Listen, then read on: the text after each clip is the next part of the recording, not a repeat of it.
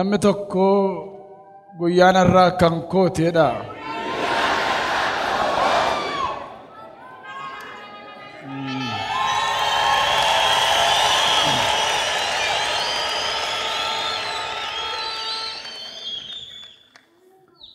Nama isin bira jiruuni harka qaba nama isin bira jiru akka dhuftetti deebitee hin galtu jedhaani.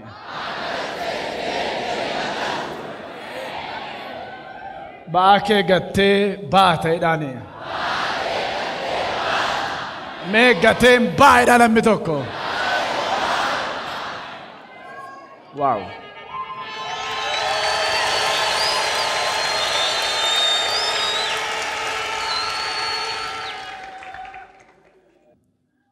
Namoonni guyyaarraa namaaf galateeffata, namaaf gammaddaa ooltan, bor immoo isiniif gammanna. Ameen.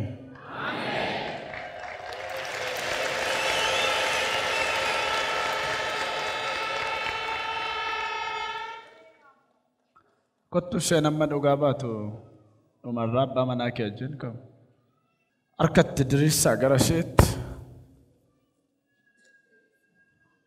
dhiiga olichaatiin gooftaanni du'arraa jireenyatti si deebise dhalaan akka inni isin eebbisu ajajeera. Waggaarraa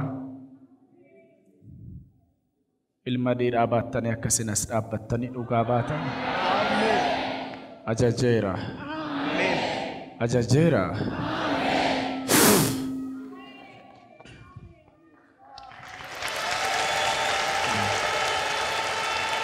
Thank you. Galataaf kottaa waggaaro. Thank you. Thank you. Hallelujah.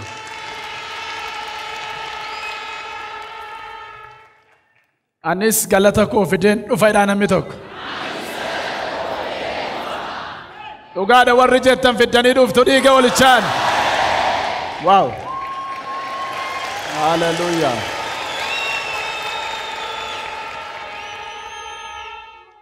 Barumsa ji'arraa jalqabee arra nan fixaa wangeela Maatiyoos boqonnaa 23 lakkoofsa 1 amma 6 nan dubbisa.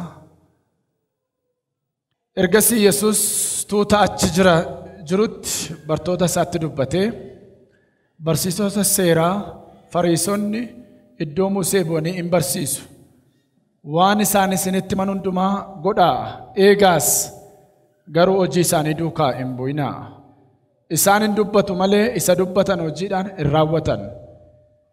Isaan ba'aa ulfaatoo hidhanii gateettii namarra kaa'u. Ofii isaaniitii garuu qubaa isaanii iyyuu ittiin buusan. Isaan waan hojjetan hundumaa namootatti of agarsiisuudhaaf hojjetu.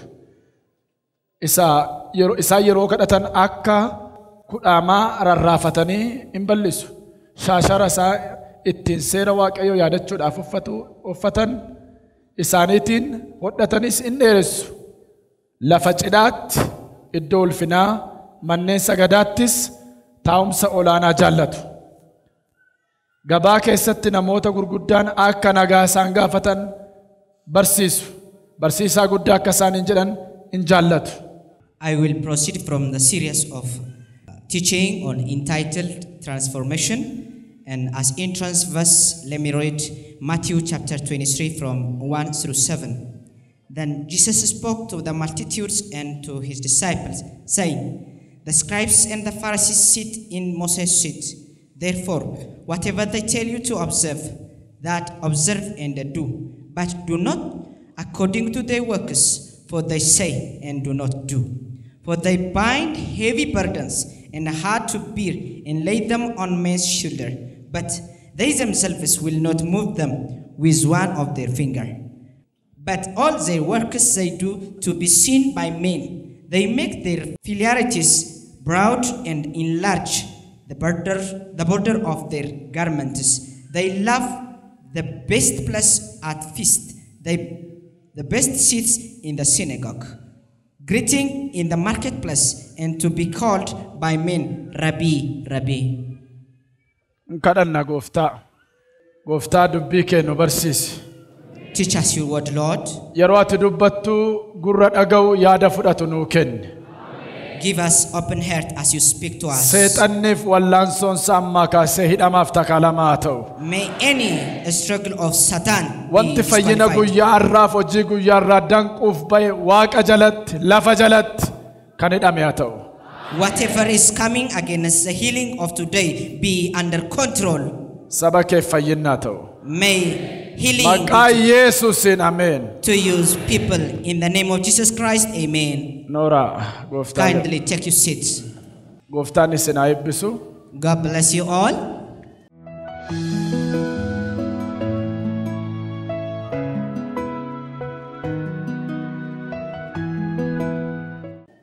Ji'arraa Last month, jireenya geeddaramaa we have started a series of teaching kan jedhu ji'a har'aa jalqabnee ilaalaa turre. entitled Transformed Life. Kiristaanummaan Christianity is faarfachuu, beyond lallabuu, preaching, singing, miseensa waldaa ta'uu, membership,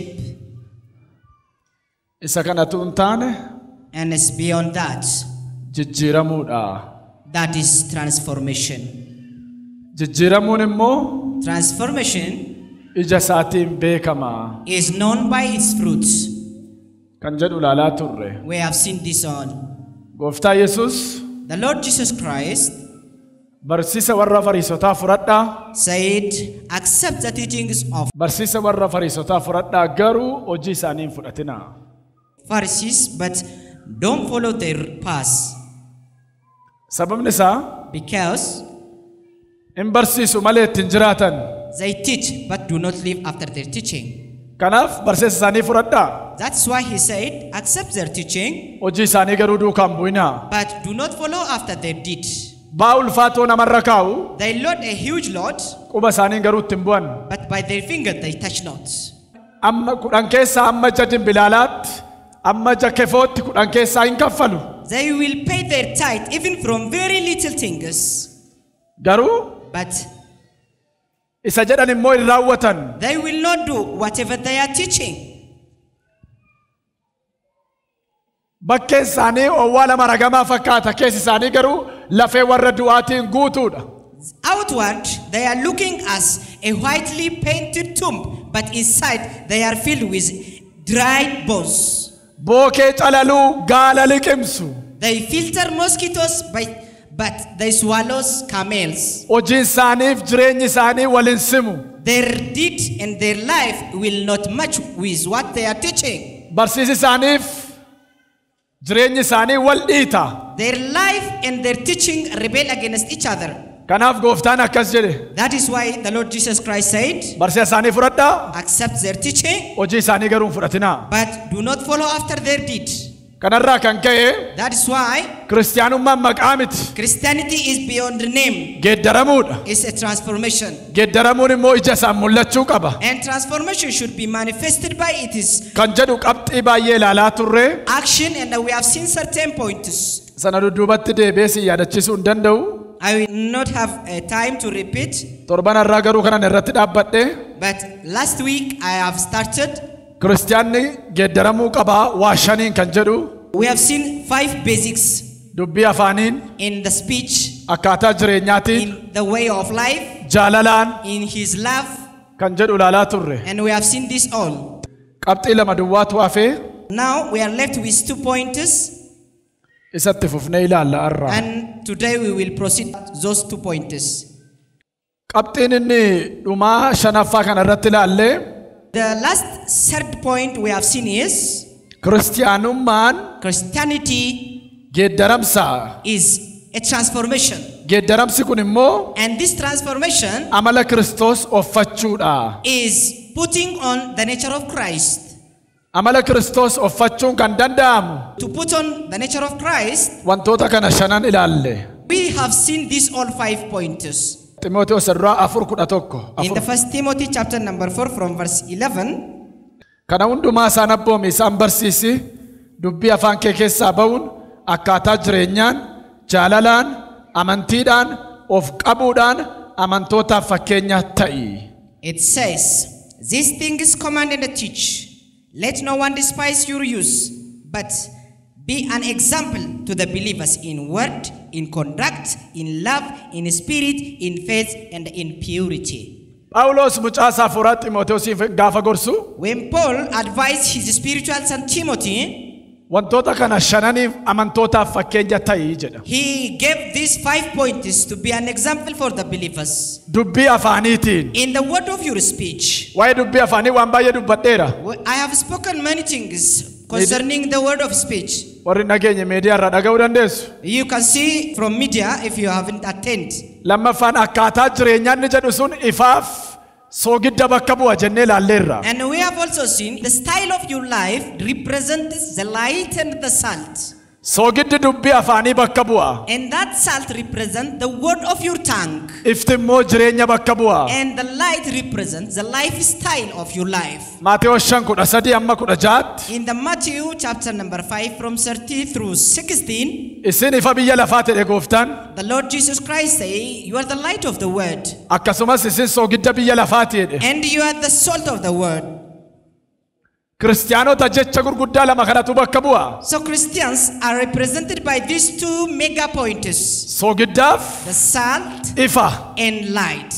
Soogiddi dubbii afaanii bakka bu'a isa jedhu Qolaasaa 4:6. We have seen Colossians chapter number 4 from verse 6 Dubbiin to, keessa yeroo hundumaa it says, let your speech gurra namaatti kan tolu always be sweet to the hearers, soogidda kan of keessaa qabu haa ta'u. and let it be salt filled.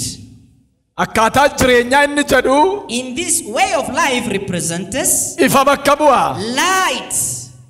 Filiphisuus 2:2 In the Philippians chapter number 2 lakkoofsa 14 from verse 14, dhaloota jallaa within this crooked generation, dhaloota micciiramaa within this crooked generation, dhaloota karaarraa kaata gidduutti among a straight generation, biyya lafaarratti in the world, akka ibsaatti in ibsitu jedhu. Paul say, you will shine as a light. Jireenyi keenya kan ifu Our life can be shine hojiidhaani. by its works. Maatewos 5:6 That is why in Matthew chapter 5 from verse 16, namoonni hojii keessan isa gaarii arganii the Lord Jesus Christ said, let the people see your deeds abbaa keessan isa waaqarraaf galata akka galchaniif and glorify your Father in heaven, ifti keessan nama duratti haa ifu jedha. and let your light be shine out. Isa kana laalaa turre So we have seen this all. har'a qabxii afuraffaan itti fufa. Now I will proceed to the first point. Amantiidhaan By your faith, amantootaaf fakkeenya ta'i. be a role model for the believers. Asii kaasin itti fufa har'a. I will continue from this point today. Ximootewoos isa duraa In the first Timothy 1:19 chapter number 1 from verse 19. na duuka bu'aa dubbisaa. Let you read following me. Kanaafis amantii yaada garaa qullaa qabaadhu. Namoonni tokko yaada garaa isaanii tuffachuu isaaniitiin amantii isaanii akka caccabaa markabaatti urreessaniiru. This charge I commit to you, Saint Timothy, according to the prophecy previously made concerning to you, having faith and a good conscience, which some having rejected concerning their faith have suffered shipwreck. Kanaaf jedha Phaawulos, Paul said, for this reason, amantii yaada garaa qullaa qabaadhu. let you have a pure-hearted faith.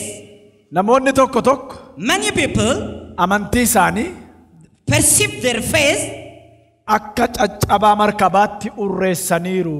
as a shipwreck. Amantiin sirriin eessaa dhufaa?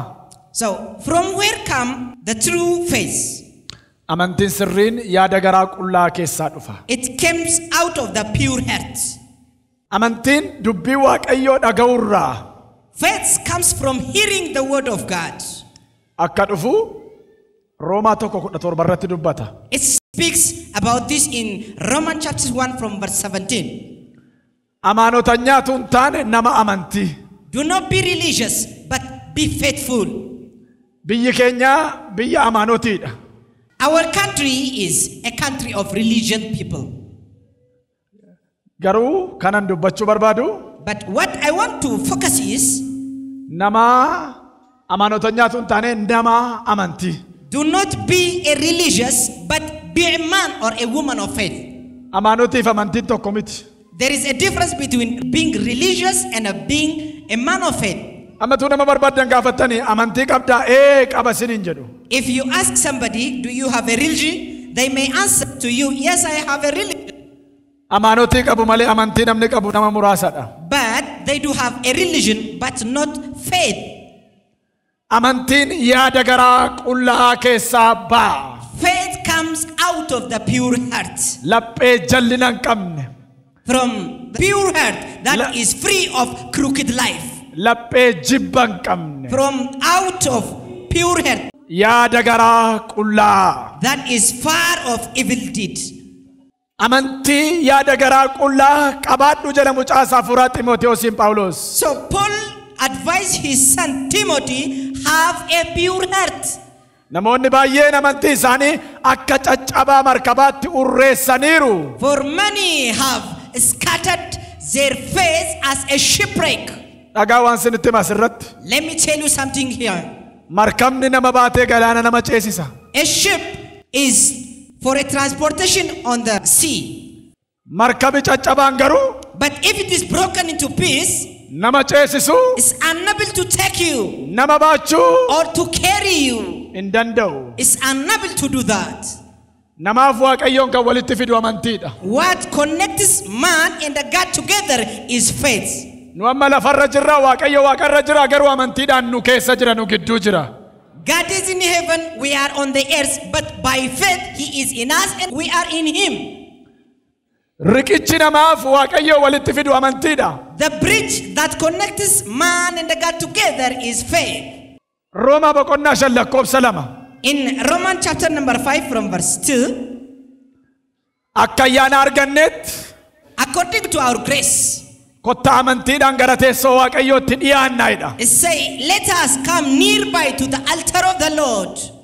Karaan ittiin Waaqayyootti dhiyaatan amantiidha. So the way to which you can approach to God is only by faith.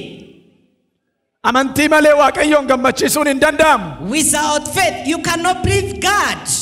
Amantii malee Waaqayyoon arguun hin danda'amu. Without faith you cannot see God. Amantiidhaan fakkeenya ta'i. It say, be an example in your faith. Faarsaa 116 In the book of Psalm 116 lakkoofsa 10 from verse 10, yeroo guddisee rakkadheera jedhetti amantii koo nan eeggadhe. it say, as a time I approach in trouble, I care about my faith. Yoo rakkadhe iyyuu So I am in trouble. amantii koo hin gadhiifne. I didn't reject my faith. Iddoo kootii hin tochoone. I have not moved. Amantii koo eeggadheera jedha. I care of my faith. Nama simbira jiruun amantii kee eegeedhaani. Tell your neighbor, take care of your faith. Ibroota irratti akkas jedha. Say in Hebrew, Amanannaa keessan let you trust. isa gatii guddaa qabu sana That is expensive. hin gatinaa. Let it not. Amanannaan fuula Waaqayyootti gatii qaba. Because trustworthy has a value in God. Harka Waaqayyootti kan isin fudhachuu dandeessan fayyina fooniyyuu Even the healing hand of the Lord you can accept amantiidhaan. only by your faith. Maaliin hin jedhe? By what? Amantiidhaan. By your faith. Eebba Abrahaam kan isin fudhachuu dandeessan You can collect Abraham's blessing amantiidhaan. only by your faith. Mucaa Waaqayyoo kan taane To be the son and the daughter of God sanyiidhaan miti. is not generationally, Amantiidhaan. but only by faith. Dhaaltuu jireenya bara baraa kan taanu To be heirs of the heaven hojiidhaan miti. is not by your action, Amantiidhaan. but by your faith. Efesoon 2:8. In Ephesians chapter 2 from verse 8, Eenyullee akka ittiin of hin jajneef hojii keessan mitiidha. it say not to somebody boost himself, it is not by your work. eenyullee akkattiin of hin janyeef hojiidhaan miti amantiidhaan maleedha. So, not to boast himself, anybody, it is not by your work, but by faith. Roomaa 4 In book of Romans, lakkoofsa 18 chapter 4 from verse 18, mina duuka dubbadhaa. let you read with me this. Abrahaam akka yaada namaatti waan hin abdachiifne abdate. Akka maalitti? Akka yaada namaatti waan hin abdachiifamne maal ta'e? Abdate. እንደ ሰው ሐሳብ የማይታመን ነገር ምን አደረገ? አመነ ይላል። ነንዱብሰ ዳጋ አብርሃም አካ ያደ ነማት ዋን hin abdachiifamne abdate. Sanyiin kee akkasin baay'ata akkuma jedhames abbaa saba baay'ee akka ta'u amane. Inni dhagni isaa akka du'e nama waggaa 100 guutuu ga'e ta'uusaa gadameessi Saaraa akka waan du'e ta'uusaa eduudhaan amantiitti hin laafne. Inni amantiitti jabaatee Waaqayyoof oqubaa dhiyeesse malee amanuu dhabuudhaan abdii Waaqayyo kenneef hin dhabne. Waaqayyo waan abdachiise gochuudhaaf immoo akka inni danda'u guutummaatti hubateera. Lakkoofsa 22 kanaafiyyuu qajeelummaatti isaaf lakkaa'ame jedhame. Lakkoofsa 23 inni isaaf lakkaa'ame jedhu Abrahaam duwwaaf caafame miti. Inni isaaf caafame duwwaadhaaf miti. Abrahaam duwwaadhaaf miti. Lakkoofsa 24 nuyi warra amannuufis immoo akka lakkaa'amu caafameera. Who contrary hope, in hope believed, so that he became the father of many nations, according to what was spoken, so shall your descendants be. And not being weak in faith, he did not consider his own body already dead, since he was about 100 years old, and the deadness of Sarah's womb. He did not waver at the promise of God through unbelief, but was strengthened in faith, giving glory to God. And being fully convinced that what he had promised, he is also able to perform. And therefore, it was accounted to him for the righteousness. Now it was not written for his sake alone that it was imputed to him, but also for us it shall be imputed to us who believe in him, who raised up Jesus our Lord from the dead. Hallelujah. Hallelujah. Abrahaami Waaqayyo abdii gaafa kennu When God gave Abraham a covenant, waan amanamu miti. it was not something believable. Kakuunsaa waggaa 25 lafarra dheerate. His promise delayed for 25 years. Waan hin amanamne amane. But Abraham believed in contrary to belief. Amantii jechuun So faith is waan ijaan hin argamne, to perceive something waan harkaan hin qabamne intangible, jira jedhanii fudhachuudha. is to perceive something that is not tangible, Ijaan hin argamu, is not seen by human eye, harkaan hin qabamu, is not touchable, garuu jira jedhanii amanuu. but it is to perceive that there is it. Namoonni baay'een argitanii amantu. Many people believe after you see. Inni kun amantii miti. This is not faith. Amantiin atuun arginidha. Faith is without seeing by your eye. Warri biyya lafaa The worldly people, arganii amanu. they believe after they saw. Aniif isin garuu But you and me arginee amanna miti. do not this one. Ituun argin But without we saw it, amanna. we just believe it. Yesus du'aa ka'e. Jesus Christ resurrected. Toomaas bukkee ga'e. And Thomas Ayyoon cinaacha keetti qubadha malee nama nu jedhe. came nearby and said, I will not believe until I touch you. Kottuu ilaalee gooftaan. And Jesus gave him his side. Quba keessa kaa'e. And he touched by his finger. Oo amma amaneera jedhe. After that he said, now I believe. Ati waan ijaan agarteef amante jedhe gooftaan. And the Lord Jesus said, you believed because you saw it. Ituu ijaan hin argin kan amanan garuu toloota. But blessed are those who believed without seeing it. ሳያዩ የሚያምኑ ምን ናቸው? ብፁዓን ናቸው። Blessed are those who believe without seeing it. Ituun argin kan amanan isaan maali? Toloota. Blessed are they who believe without seeing it. Arganii amanuu amantii nama barbaachisu. If you see and believe, it does not need faith. Dhagaawwan sinittima. Let me tell you something. Naafa diriiru argitanii. If you see a lamb stretched, Jaamaa banamu agartanii. a blind eye open, Anis nan fayya jechuun. and if you believe I am also be healed, Agartanii sinitti ka'e. this is from your sight. Ituun arganiin amanuun garuu. But without seeing these signs, Amantiidha inni. if you believe, it is so-called faith. Mucaa kee fidime. Bring. Mucaa kana kudharfan irraan kadhadheef. This daughter, I prayed for her last 2 weeks. Kudharfan irraan dhagni ishee gar tokkoon harkeef miilli maalidha? Du'aadha. She was almost half dead. Manni yaalaa Finfinneetti rifer godhe. She was referred to hospital to Addis Ababa. Gaafan kadhadhuuf garuu kudharfan irraa galataaf torban lammaan irraa galataaf But kottu. when I prayed for her, I said, come back for the Thanksgiving next week. Torban lamaan irraa maaliif kottu? I said, for what? Ergaa miti Waaqayyo natti hin dubbanne naan. I was not heard from God. Waan isin baruu qabdan Waaqayyoota akka jedhe irraa jinaan jedhe miti. God has not told me that. Nan amanee jedha. I believed, Nan dubbadhe. so I speak. Qorontoos lammaffaa 4:13. In the 1 Corinthians chapter 4 from verse 13, Mee afaan Oromootiin dubbisi. Qorontoos lammaffaa 4:13. Waaqan natti dubbate miti. Humni amantii natti dhufnaan naguunnaan nan dubbadhe. Torban lamaan irraa galataaf kottu. Inni dhufneere. Inni dhufnee.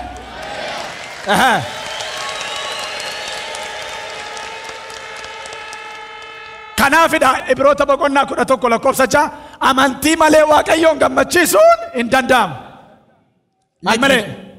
ያለ እምነት እግዚአብሔርን ደስ ማሰኘት አይቻልም. without faith, you cannot please God. ያለ እምነት Without faith. አመንኩ ለዚህም ተናገርኩ መጽሐፉ ስለምን እኛም ደግሞ እናምናለን ለዚህም እንናገራለን. I believe and speak, so we believe and speak. አረመጫን ከንደምት ሞንደምት ወለፈ ቦሲ ማል ባተረ ዱራ ቦይ ደምሲ ዱካ ፊዲሽኑ ድመሸ ስላሰ አርገ ቀዲስ ደም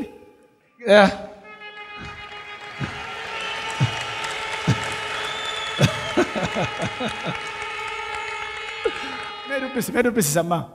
Cafanni kullaan. Mejada cafanni kullaan. Nanamane. Kanaafis nan dubbadhe. Kanaafis nan dubbadhe.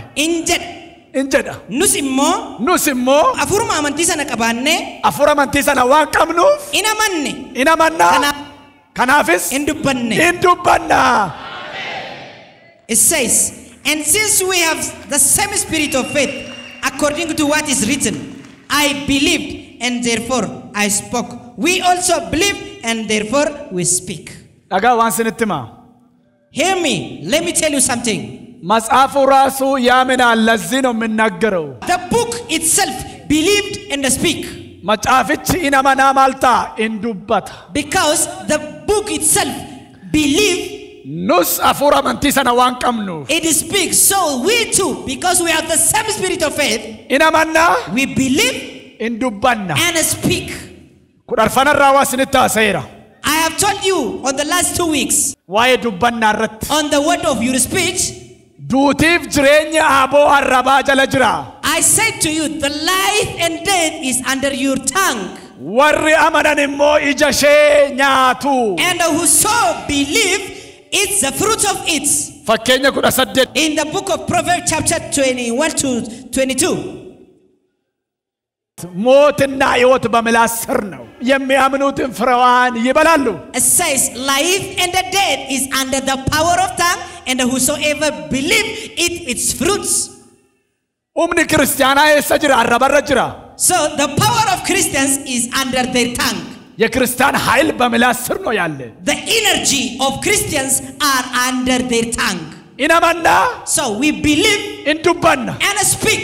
inni nu dubbanne immoo and whatever we speak nu dhaala. Inherit us. Nama simbira jiruun. Tell your neighbor. Dubbannaan keessi dhaala idhaani. Your word will inherit you. የተናገርከው ነገር ይወርሳል በሉ. Tell your neighbor, your word will inherit you. Wantan dubbadhe na dhaala jedha namni tokko.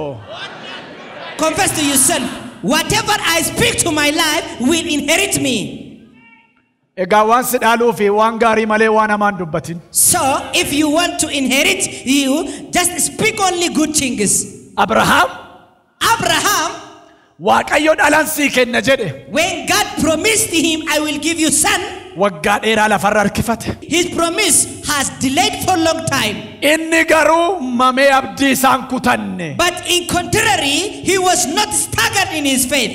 Waaqayyo isa du'aa jiraachisu. For he believed to the God Isan jirra gara jiraachisuutti isa fidu. that brings something from nothing. Isatti amaneedha. He believed to that God. የሌለውን ወደ ማኖር የሚያመጣ በእግዚአብሔር አመነ እንጂ ተስፋውን አልቆረጠም አብርሃም። It say he was staggered not, but believed to God that brings something from nothing.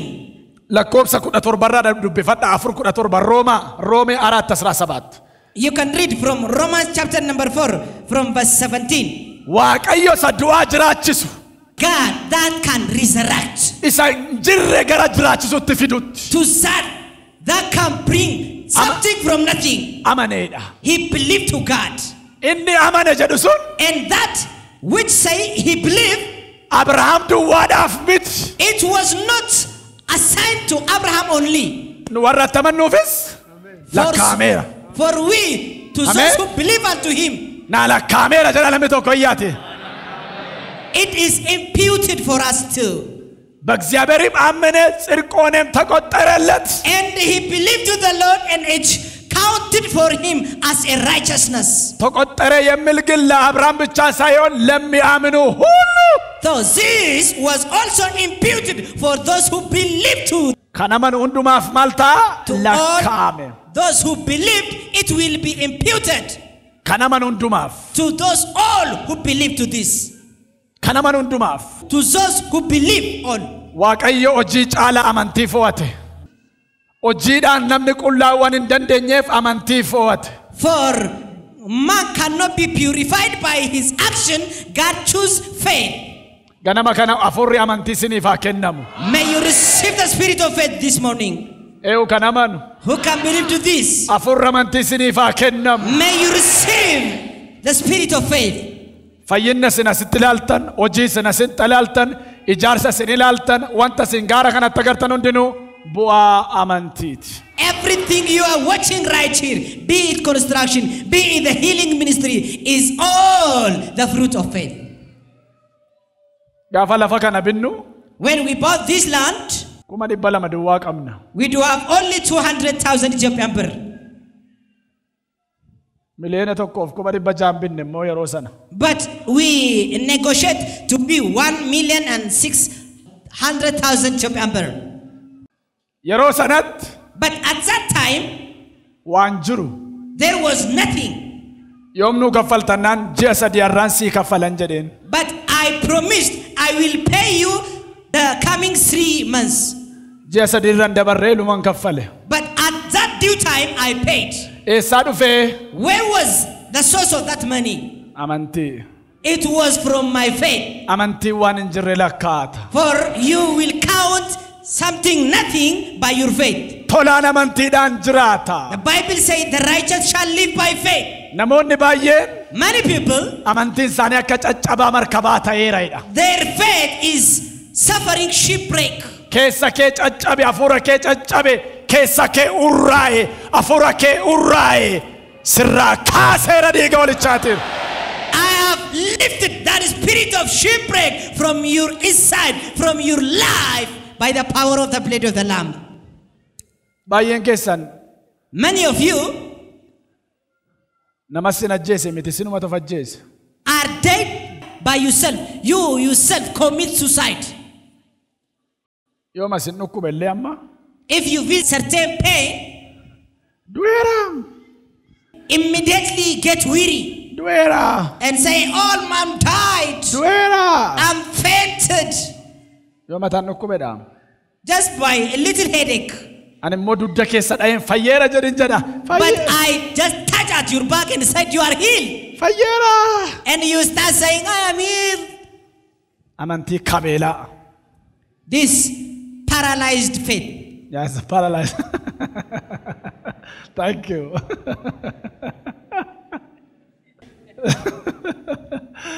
Amanti paralyzed this in Iraq as Goftan.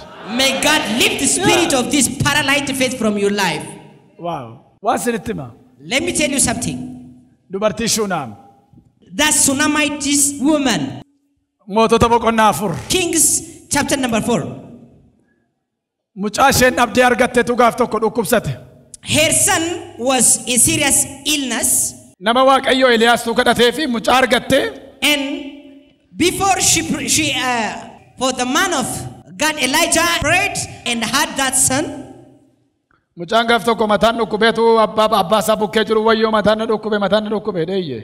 one day her son shouted, I am with serious headache. And they take him home. As soon as he reached at home, he died. You can read this account from 2 Kings chapter number 4. So when this son died there, she went to her husband. And she begged, give me an ass, let me see the prophet. Her husband asked her, is everything well? She said, yes, all are well. The reality, she had a dead body in her bed. She had a dead body in her bed. But it was not a strange man. It was for her husband that she said. When he asked her, everything is well, she said, yes, well. So is it possible to preach life putting dead at bed?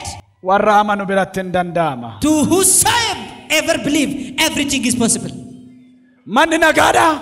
He asked, is everything well? Shout, it's well. Is everything concerning your house well?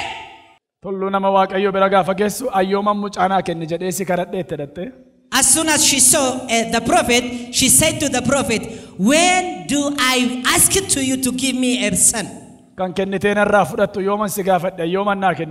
The one you gave and take. When do I pray such?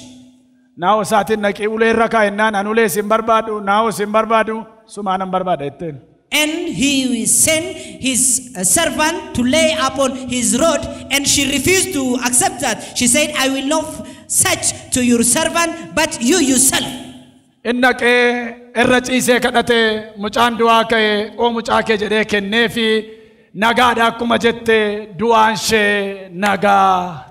As soon as the prophet went, laid upon that baby, and that baby recovered, and as she prophesied, she regained her son.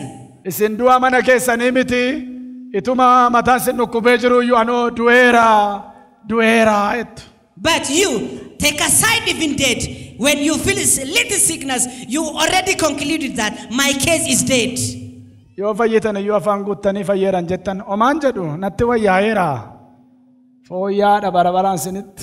Even when you are healed, you cannot confess that. You say a little bit is recovering.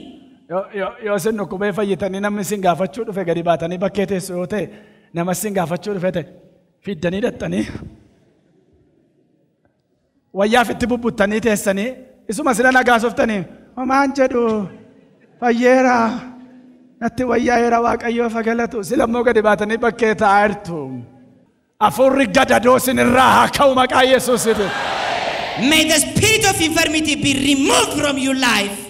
Who is listening to me? May that spirit of infirmity be removed from your life.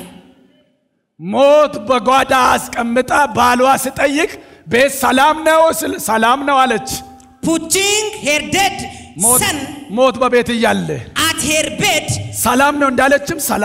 But despite that, when her husband asked, everything is well. Whosoever believes, everything is possible. Mee namni tokko nama amanuuf wanti hunduu hin danda'amedha. To he that believe, everything is possible. Nama amanuuf wanti hundumtuu hin danda'amedha. To he that believe, everything is possible. Maarqos 9 In Mark chapter number 9, 24 from verse 24, gurbaa tokko there was a son there, epilepsy isa bara kana epilepsy jedhama bara si'ana. suffering of a sickness called epilepsy.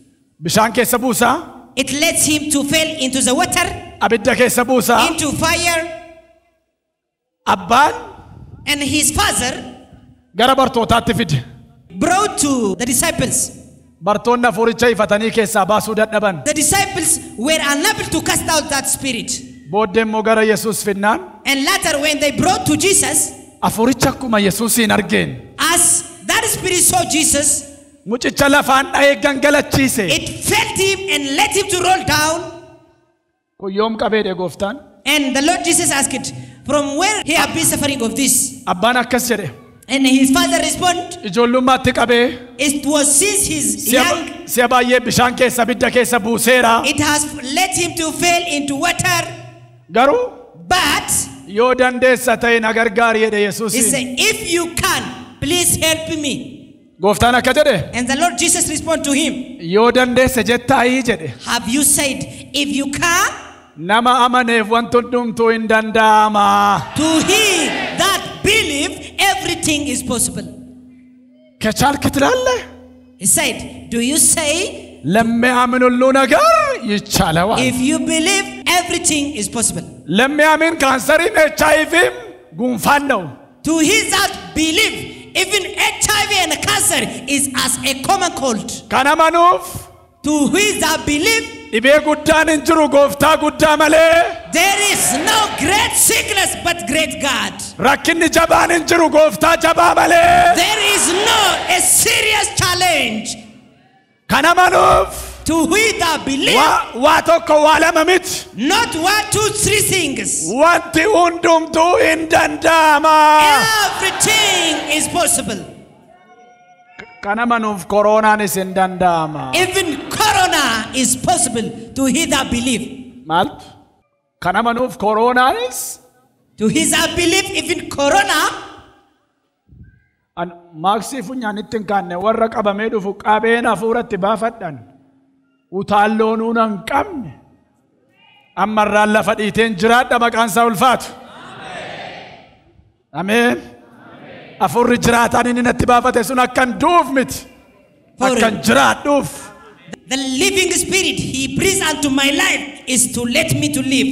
Koronaanis hafuura seexanaati. Or even corona is the spirit of demon. Dhukkubni kamiyyuu hafuura seexanaati. Every sickness is from that demon. Ilmi Waaqayyoo immoo hojii seexanaa diiguudhaaf mul'ateera. And the Son of God was revealed to scatter these deeds of Satan. Kan naga'u iyyee ameenaa jedhu. Amantiin Faith mootora kiristiyaanaati. is motor for Christians. Makiinaan mootora malee deemuu hin danda'u. As a car cannot move without an engine, Gommaa qabaateef gaazii guuttate duwwaaf miti yoo mootorri isaa hojjete deema. it cannot go with the kerosene nor by its wheel, but by that engine. Bara kana This time, amantiin namootaa the faith of many people akka markabaa hurraa'eera. is suffering shipwreck. Kan kee garuu hin hurraa'in. Let you not suffer your faith shipwreck. Hin caccabin amantiin kee. Let it not be broken down. Amantii biyya ceesisu, nama ceesisu, maatii kee ceesisu, saba ceesisu. May you have a faith to take your family, to take your country. Siifa kennamu ganama kanaa kaasee dhiiga olichaatiin. May you receive this power his from this morning by the power of the blood of the Lamb. Amantiin si ceesisee nama ceesisu siifa kennamu ganama kanaa kaasee. May you receive the faith to promote your family and your country. Siifa kennamu. May you receive that.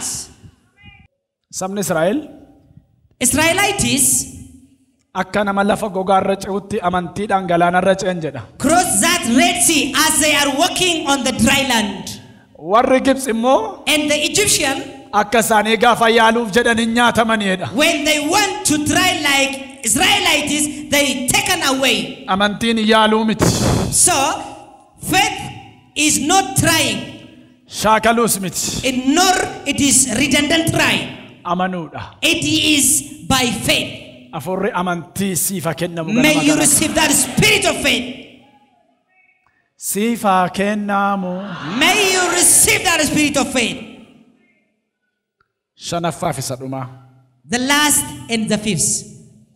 Of qabuudhaan amantootaaf fakkeenya ta'i. Be an example by your self-discipline. Of qabuudhaan. By your self-discipline, self-control. ራስን በመያዝ ለአማኞች ምሳሌ ሁን. Be an example by your self-discipline.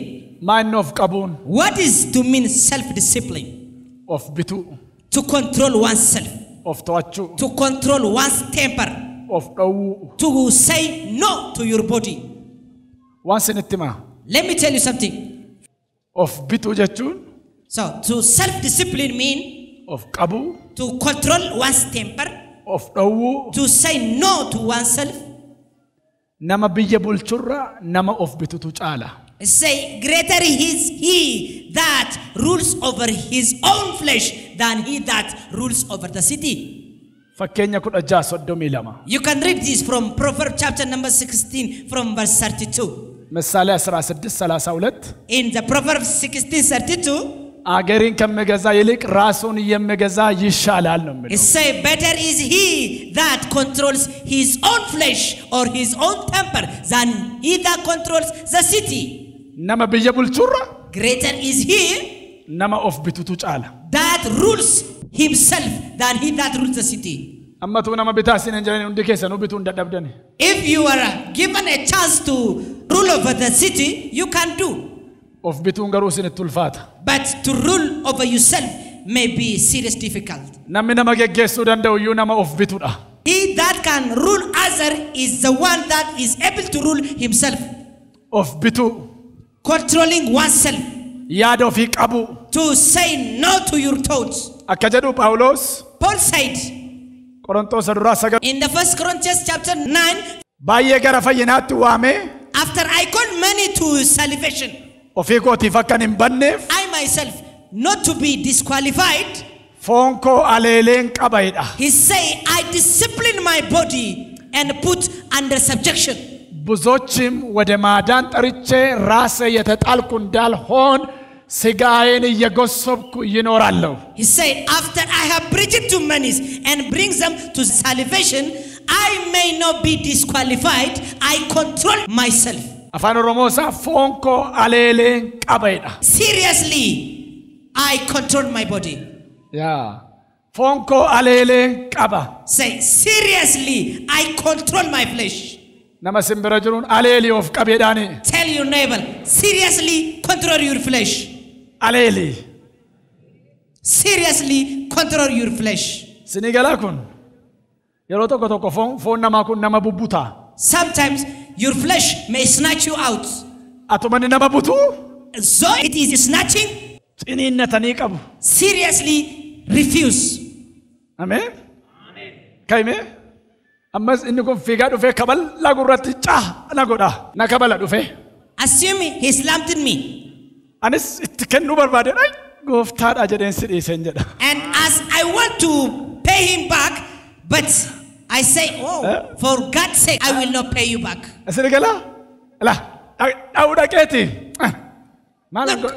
Maalan godha garuu gooftaaf jedhee si dhiiseera. As soon as I plan to kick him, I said within myself, sorry, Ituman darkaa ba'uuf jedhu for God's sake, I will not do. maal godha? Of qaba. So he controlled himself. Garuu gooftaaf jettanii dhiisinaa ofiif jedhaa dhiisaa. Nama simbira jiruun ofiif jedhi dhiisedhaanii. Forgive, not for God's sake, but your own sake. Ameen. Of qabu. Self-discipline. Faarsaa 32. In the book of Psalm chapter 32, Lakkoofsa 8. from verse 8, Akka fardaaf gaangoo Do not be as a mule and a horse. Yeroo luugamaa yoo harkisan malee namatti hin dhiyaanne na jalaan ta'in jedha. Do not be as some, those who cannot come near by that beat. Amma fardi magaalaa keessa amma gaarii magaalaa keessa beektu mini? Are you looking to the lorry in the city? Gaafa inni fiigu When it runs, namichi inni oofu suni when the driver godha luugamaan hold it back, harkaan baa gaafa inni jedhu hin qaba. it will pull it back. Ilaatu manni akkasin butuu of qaba. So as soon as it snatch it to the force, say no and come back. Tokko tokko miillatu fayyuu didee miillatu jalaa butama. Some of you may drag your leg, Tokko tokko immoo harka fayyuu didee harka jalaa butama. and some of you may drag your hand because you are unable to heal. Tokko tokko immoo ija fayyuu didee dalgalaala. Some of you Aleelaa qaba. have an issue with your eyes, Nama simbira jiruun aleelii qabeedhaani. but put it under control. Maqaa Iyyesuus hojjetaa Waaqayyoon ganama kanaa kaasee miirri keessan jireenyi keessan to'annaa fura qulqulluu jala siniif haa galu. By the power in the name of Jesus Christ, from this morning, may your body be under the control of the Holy Spirit. Ambas siniin karadha warri dhageessan. I will pray for you if you are listening to me. Arrabi keessan, yaadi keessan, jireenyi keessan to'annaa fura qulqulluu jala siniif haa galu. May your life, may your tongue, may your body be under the control of the Holy Spirit. Of to'achuu, To self-discipline, of bituu, to control one's temper, of qabuu, to say no to your body, of dhowwuu. to say no to your body. Atumanni arrabsisin jedhu of qabuu. So he is irritating you. Say no to your body. Atumanni dhiitii kabalisin jedhu of qabuu. So it is pushing to kick. Say no to your flesh. Atumanni dhaqee waa fudhadhu jedhu of qabuu. So it is pushing you to have that alcohol. Say no. Maqaan Waaqayyo ulfaatu isa kana bara kanaan gootan isin. Ameen ameen.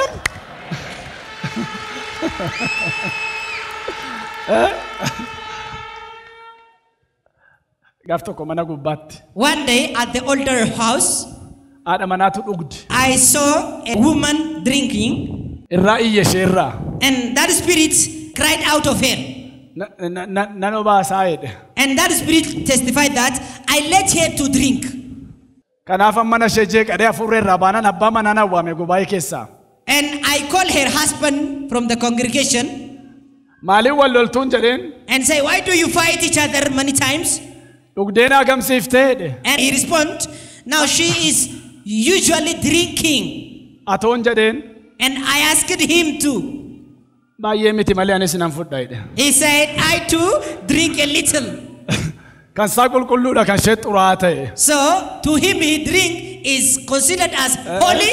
Kan ishee xuraa'aadhaa kan isaa qulqulluudha. The wife's drinking was considered as a sin. Waaw. Dhageessanii Have you heard? of qabuun To self-discipline of qabanii nama qabu. is to discipline others. Of dhowwanii nama dhowwu. After you control yourself, you can control others. Yaada ofii to'achuu. After you control your thoughts. Kanaaf Salamoon That is why Solomon nama biyya bulchurra nama of qabutu caalaa. said, greater is he that controls his own flesh than he that controls the city. Sagalee tokkoon sinii dubbiseen dhaaba. Let me read this Bible verse as I am going to round it. Fakkeenya 25 Proverbs chapter 25, 28. verse 28. Meena duuka jedhaa sagalee kana. Read this with the prophet. Namni of qabuu hin dandeenye akka mandara dallaansaa jijjigeeti. Whoever has no rule over his own spirit is like a city broken down without walls. Namni of qabuu hin dandeenye akka mandara dallaansaa maal ta'e jijjigeeti. ራሱን የማይቆጣጠር ሰው ቅጥሯ እንደፈረሰ ከተማ ነው። ራሱን የማይቆጣጠር ሰው ቅጥሯ እንደፈረሰ ከተማ ነው። ቅጥሯ እንደፈረሰ ከተማ ነው። መጀቻ ከነስኒ ኢካ Let me explain what this to mean. ደላኒ A fence ulfina manaati. is the glory to a house. Manni dallaan qabne ulfina hin qabu. A house without fence is disgraced. Sareenis dhuftee keessa fiddi. It's an open for the dog. Horiinis dhuftee keessa yaati. Open for the cattle. Attuunis akka barbaadde keessa fiddi. And even open for the thief. Ulfinan qabu. So it's disgraced. Waan hundumaaf karri isaa banaadha. It's open for everything come in and go out. Manni dallaa hin qabne. A house without wall. Waan hundumaaf. Is exposed. Banaadha. For everything. Gaariinis. For the good. Hamaanis. For the bad. Horiinis. For cattle. Bineensis. For beasts. Waan argetu keessa fiigaa oola. Is open to come in and to go out of it. Namni jireenya isaa bituu hin dandeenye. Whosoever is unable to discipline himself. Waan hundumatu turgaa. Is for all. Waan hundumatu mi'aa. Everything is sweet to him. Waan hundumatu isa hawwata. And everything attracts him. Wanti nutti bareedu hundi kan keenya miti. Whatever looks beautiful, all is not our. Wanti nu hawwatu hundi kan keenya miti. Whatever attracts us, all is not our. Wanti si barbaachisu baay'eedha yoo ta'e iyyuu. So you need many things. Isati barbaaddetu hin taane. Not all you need. Isa si barbaachisu siif godha Waaqayyo. But God gives you whatever is necessary to you. Isa barbaadde hundumaa argachuun. To get all you want. Rakkina qaba. Has a problem. Waaqayyo wanta ati barbaaddu hundumaa yoo sii kenne. If God give you all you want. Rakkina mataasaa qaba. It has its own problem. Waan si barbaachisu tun taane waan ofii barbaadu yoo si godhe garuu si jaallata Gooftaan. But God loves you if He gave you whatever He Himself needed to you. Ganama kana waa tokko nan sin eebbisa. I will bless you by a kanati barbaadde tun taane inni Gooftaan barbaade siif haa ta'u. A special blessing this morning. May you receive whatever God likes it for you. Kanati jaallatte tun taane inni Gooftaan jaallate si haa argatu. Rather than that you like by yourself, may whatever God loves for you encounter you this morning. Lafati jaallatte tun taane lafa Gooftaan jaallaterra finyoon safara kee siif haa bu'u. May you tend be rest on wherever God likes for you, not wherever you likes for yourself. አጥር የሌለው ቤት ክብር የለውም. A home without a fence is ሰውም ይሁን ሌባም ይሁን ውሻም ይሁን ጤናማም ይሁን እብድም ይሁን የፈለገ እንደፈለገበት የሚሄድበት ግቢ ነው የሚሆነው። ክብር የለውም። exposed to everything, be it cattle, be it beast, is exposed for all. አጥር ለግቢ ክብር ነው፣ ከለላ ነው። A fence is a shield. ሕይወቱን መቆጣጠር የማይችል ሰው whosoever is unable to control himself ሁሉ ያምርበታል፣ ሁሉ ያምርበታል። is exposed for everything. ሁሉንም ይፈልጋል። He needs to do something. ማየትም ይሁን መስማትም ይሁን መሄድም ይሁን መጠጣትም ይሁን መብላትም የፈለገ ሁሉ ያምርበታል። Be it walking, be it having, be it drinking. እርግማን ነው። He do whatever he wants to do, and this is a curse and a blasphemy. ራሱን የሚቆጣጠር ሰው ለሕይወቱ አጥር አለው። Whosoever control himself has a shield to his life. የፈለገ ነገር ወደ ሕይወቱ መግባት አይችልም። It cannot join every congregation. የፈለገ ነገር ሕይወቱ መውረስ አይችልም። He cannot be inherited by every circumstances. ኦፍ ቀቡን ኬሲፍ ደላዳ So your self-control is your shield. nama jireenya saabitu Whosoever discipline himself wanta argee walitti hin galu cannot everything meet him. balballi lapheesaa cufaadha. For the door of his head is locked.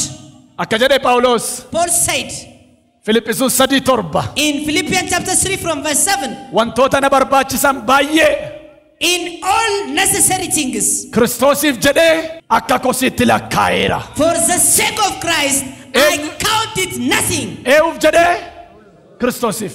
For whom sake? For Jesus' sake, I count as something rubbish. wantoota na barbaachisan Everything needed me. foon hin barbaadam. The flesh may need it. foon keenya kun This our flesh argadheeran jedhu say no, I am full. quufeeran jedhu He say no, I am full. nagaheeran jedhu He say no, I am enough. jedhanii qabu But to say no bitu and to control it, toachu to put under subjection yaada waaqayyoof yaada ofii bitu and control under the will of God. fedha ofii fedha waaqayyoof bitu To subdue one's will to the will of God.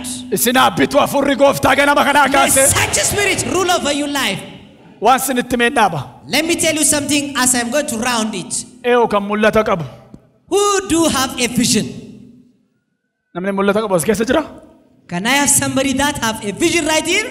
mee warreen mul'ata qabdan harka na agarsiisaa Show me your hand if you have a vision. ራእይ ያላችሁ ሰዎች እጃችሁን አሳዩኝ Can I see a hand of a person that has a vision? mul'ata jechuun isa waaqayyo waan akkasiin natti agarsiisaa miti Vision is not to prophesy. I'm seeing something like this and something like that. mul'ata barachuu haa ta'u mul'ata nagaduu haa ta'u mul'ata guddachuu haa ta'u mul'ata ofirraafanii biyya nama gargaaruu haa ta'u nyaattee duuduwwaa kan hin taane garuu dhalootaaf biyyaaf kan mul'ata qabu jira as keessa Do you have a vision for life, a vision for generation? waan sinitti maqabxii kana qabadhaa Let me tell you this thing. mul'ata keessan bira ga'uu yoo barbaaddan If you want to take over your vision, of bitaa be self-disciplined. maal ta'an jedhee of bitaa Discipline your body. Yoosef Joseph mul'ata guddaa qaba had a vision. ituu bissiin 11 bissiisaaf sagadu arge As he saw his dream.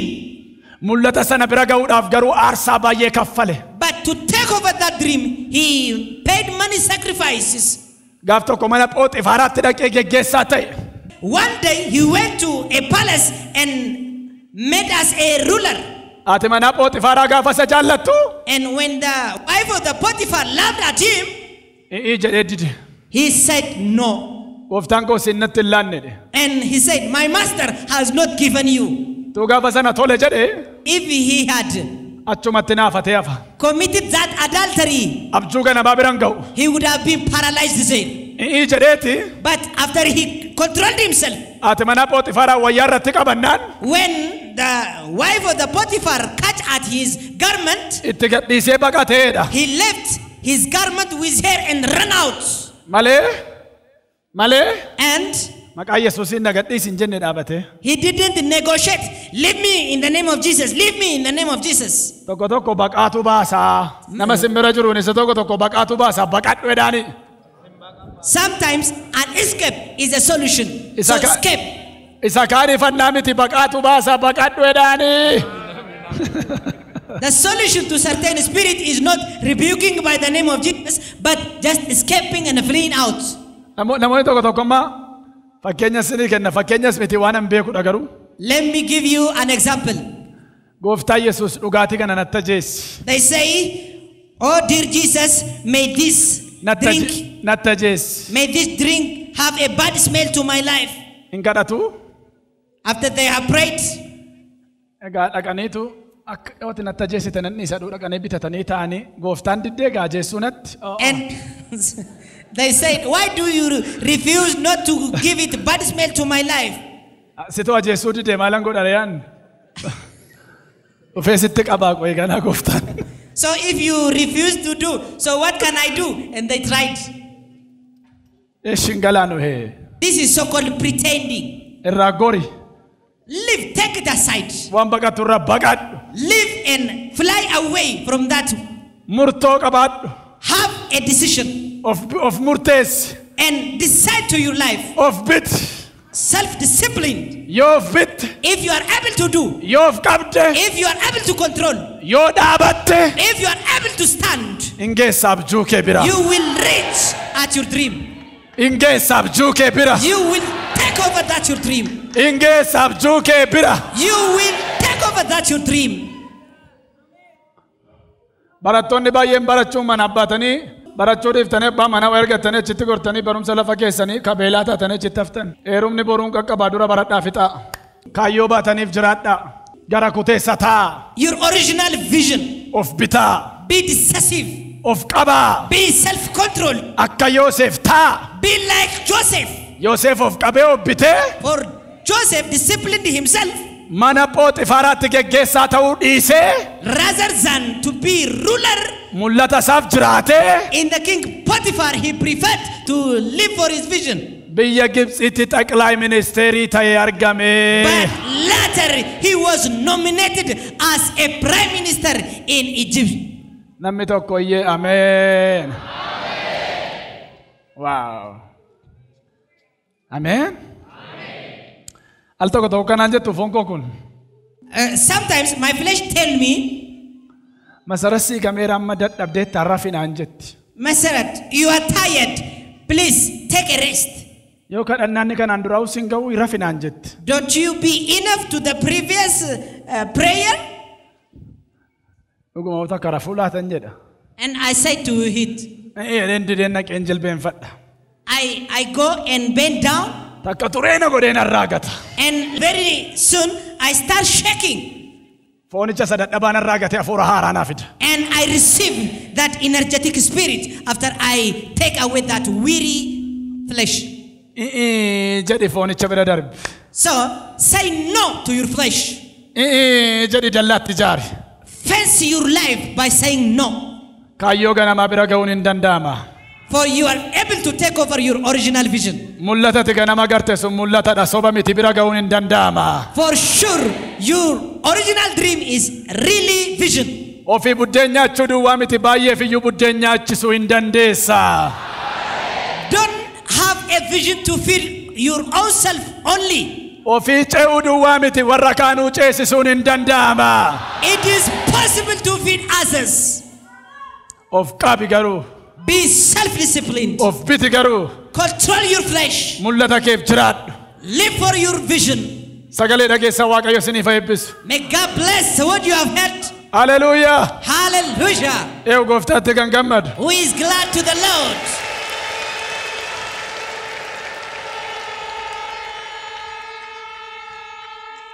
Kadhabadhaa qomu በእግዚአብሔር ፊት.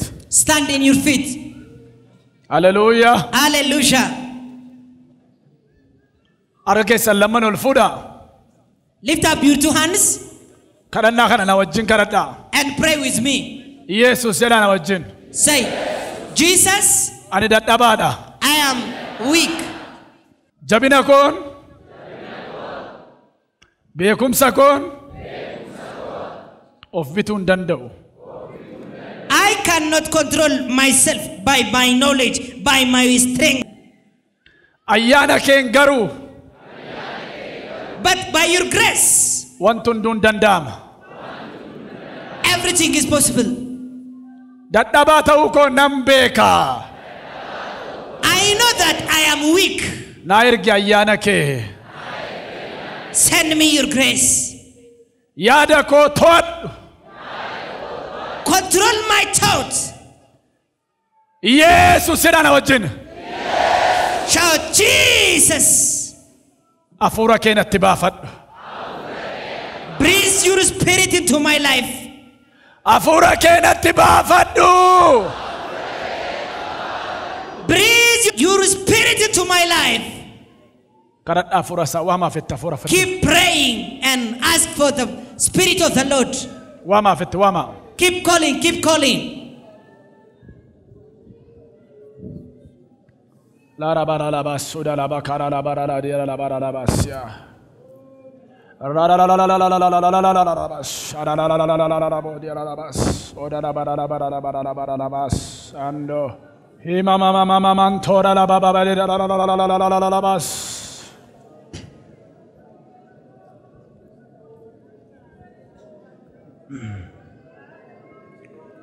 Wow.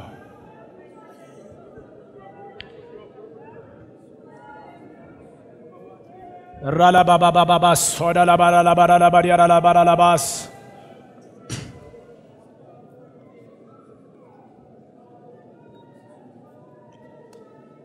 Rala ba ba ba ba ba ba bo sanda ra ba ra la ba ra la ba ra la ba di ra la ba ra la ba s. Ayyaanni Yesus Kiristoos sirratti dhangala'u. Sirratti dhangala'u. Sirratti dhangala'u. Sirratti dhangala'u. Sirratti sirratti sirratti sirratti. May the grace of the Lord Jesus Christ be poured on your life. Be poured on your life. Mul'ata kee biraan kan si ga'u. The grace that is able to take you to your vision, Abjuu kee biraan kan si ga'u. to your dream. Ayyaana argadhu. May you receive the grace. Ayyaana argadhu. May you receive the grace. Ayyaana argadhu. Receive the grace. Ayyaana argadhu. Have the grace. Ayyaana argadhu. Have the grace. Ayyaana argadhu. Have the grace. Ayyaana. Have the grace. Waan darbuu dadhabde bira darbi. Laga ce'uu dadhabde ce'i. May you cross the river that you were unable to cross. Dukkana si marse mooy. May you have a triumph over the darkness. Mooy. May you conquer the darkness that surround your life Omna dhiiga Yesuusiitiin. by the power of the blood of Jesus Christ. Namni tokko harka mirgaa ol fuudhaa arraa kaaseedha. Shout his faults. Jireenyi koo akka kaleessaa deebi'ee hin ta'edha. My life never remains the same. Ayyaanni kallattii na geeddarsiisuudha. The grace has relocated my direction. Naargateeradha. Naargateeradha. Si argatu, si argatu, si May argatu. the great Si locate argatu. you. Si argatu. Locate Si you. argatu. Locate you. Si argatu. Locate you. Si argatu. Locate you. Si argatu. Locate you. Si argatu. Locate you. Si argatu. Locate you. Si argatu. Locate Si you. argatu. Locate you. Si argatu. Locate you. Si argatu. Locate Si you. argatu. Locate Si you. argatu. Locate Si you. argatu. Locate Si you. argatu. Locate Si you. argatu. May that grace locate you.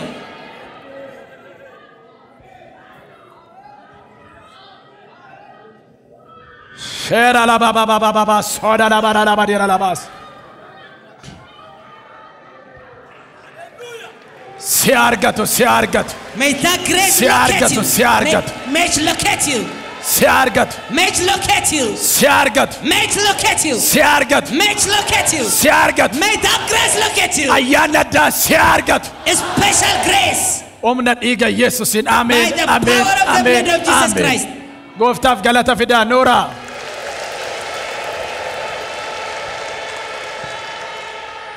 Kindly take your seats as you pray the Lord. Noora taa. Hallelujah. Wow. Warri dubbii ammaa dhageessan fayyitaniittu. You are already healed if you have heard the words. Danqaraan sibiila borojjii keenyan sibiila diimaa cabsee dura keetii kaa'eera. Any gate Kaa'eera. of iron and the brass is broken into pieces.